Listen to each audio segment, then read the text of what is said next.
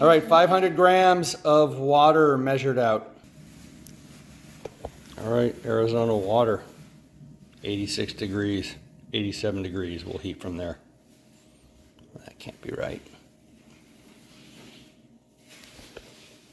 Apparently it's 89 degrees. All right, new GE is the smallest one they make, 0.7 cubic. Highly recommended. Let's test what the energy use is. These things all come with a child lock now. I deactivated the child lock. We'll put that in there. And we will fire it up.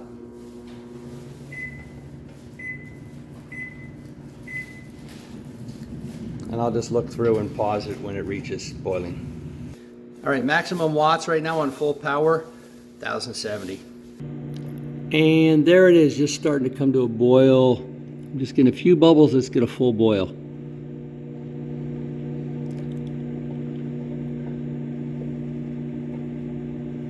All right, that's a full boil right there. Let's stop it.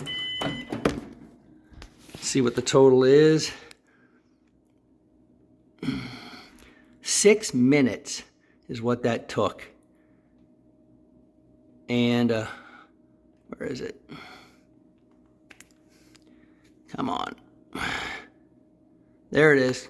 103 watt-hours. 6 minutes. That was a long time to boil that 500 of water. And let's just test the temperature.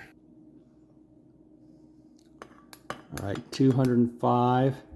Now it'll drop pretty quickly, a degree or two after I take it out. It was 205. So that was also what I got, 205, and then one time 207 when I just took it out using an electric kettle. So that's the pressure altitude and of Arizona where I am right now.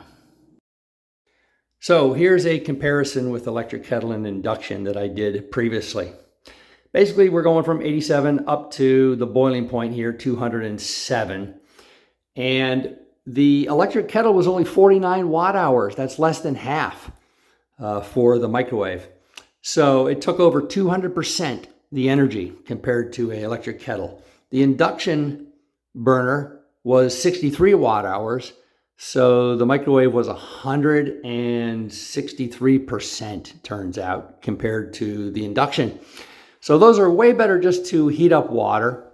But when you're reheating food, maybe in a bag and all, the electric kettle, you can't do that. The induction is messy, having to put it into a fry pan and all. You can just reheat your plasticware or your plastic bag in the microwave. That's where it shines.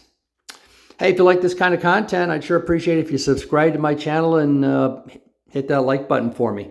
We'll see you on the next video.